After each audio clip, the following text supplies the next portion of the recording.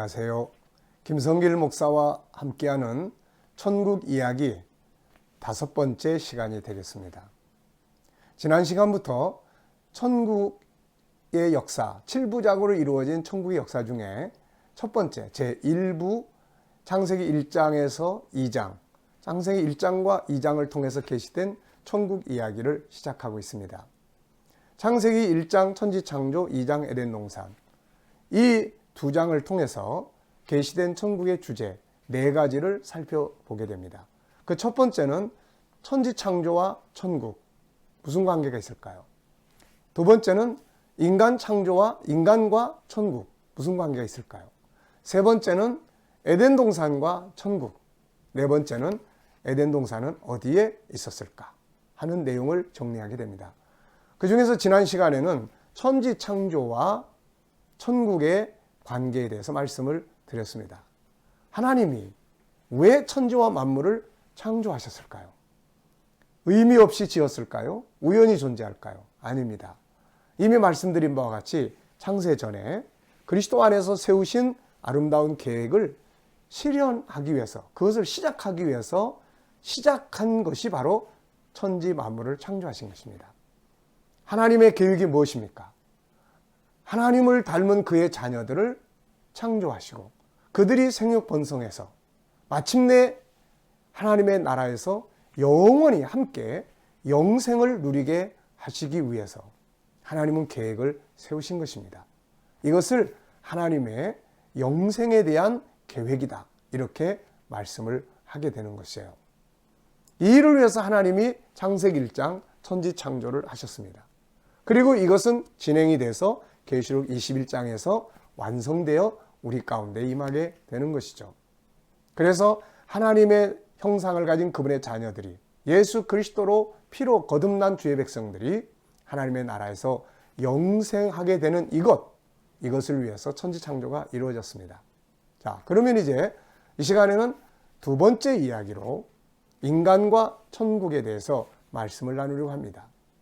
이미 앞에서 다 이해하셨겠지만 하나님이 천지창조를 하실 때 맨 마지막으로 창조한 것이 바로 사람입니다. 그런데 다른 피조물과 달리 사람을 창조하신 건 좀 다르게 지으셨어요. 다른 피조물들은 말씀으로 있으라 하시니까 다 있었는데 사람은 하나님의 형상대로 지으셨다고 말씀합니다. 하나님의 형상이라는 게 뭘까요? 요한복음 4장 24절에서 예수님이 소개하신 것처럼 하나님의 형상은 바로 영적 존재를 말합니다. 영적 존재.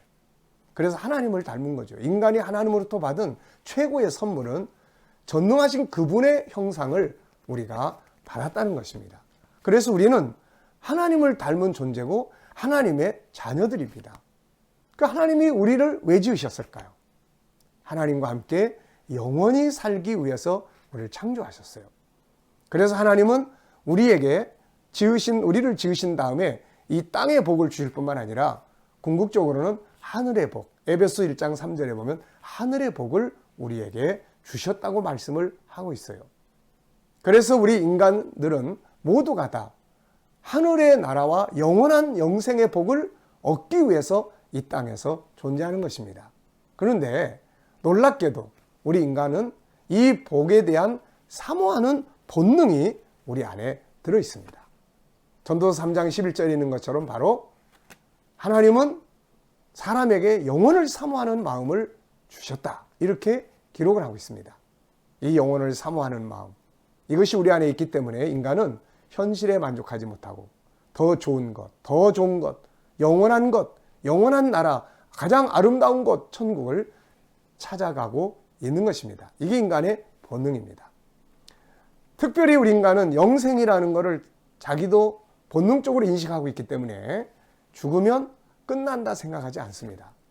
인간은 죽음으로 끝나는 게 아니라 영원한 존재로 존재하게 되는 것이에요. 물론 구원받지 못한 자는 지옥에서, 구원받은 자는 천국에서 영원히 사는 것입니다만은 인간은 영생의 본능을 가지고 있어요. 그 중에 하나가 이집트인들의 미라입니다.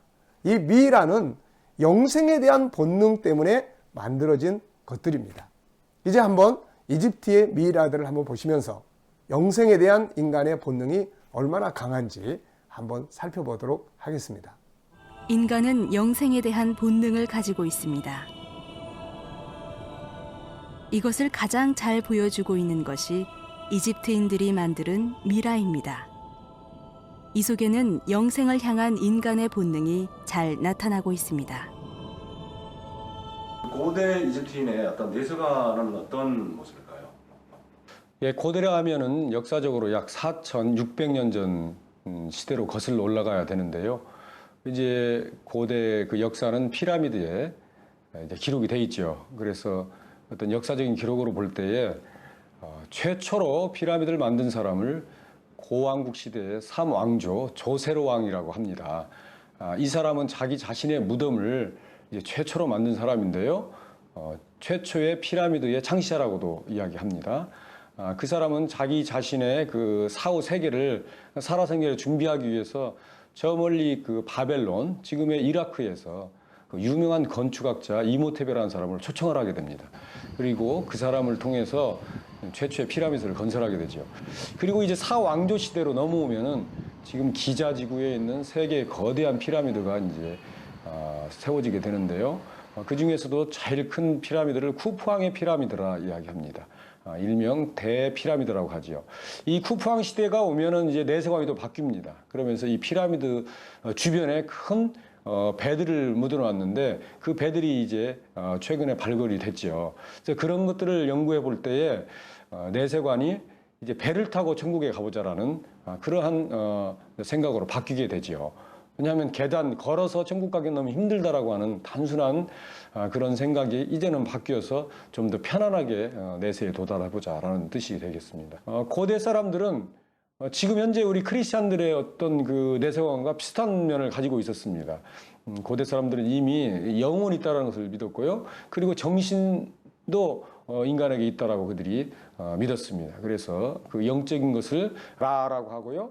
정신적인 부분을 카라고 하면서 이 사람이 죽게 되면 이 라와 카가 분리되어지고 100만 년 후에 다시 만난다라고 생각을 했습니다. 그러다 보니까 사람이 죽게 되면 그 시신을 잘 보존하고 유지하는 것이 굉장히 중요한데, 그러다 보니 이제 미라라고 하는 새로운 어떤 시신을 보관하는 방법들이 이제 자꾸 이제 개발이 되고 발전이 된 것이죠. 그리고 또 이 시신을 잘 보관할 수 있는 견고한 무덤이 필요했죠. 그러다 보니까 이제 피라미드가 거대하게 이제 만들어진 그런 어떤 결과. 보시는 대로 이것이 바로 이집트인들의 미라입니다. 이 사람들은 자기들이 세상을 떠나지만 언젠가 다시 부활하고 돌아온다고 하는 것을 믿기 때문에 자기들이 돌아오면 다시 거할 수 있는 육체를 이런 형태로 만들어 놓은 것입니다. 인간은 이처럼 하나님의 형상대로 만들어져 있기 때문에 영생을 사모하는 본능을 누구나 다 가지고 있음을 우리에게 잘 보여주고 있습니다. 이것을 성경은 분명하게 증거하고 있습니다.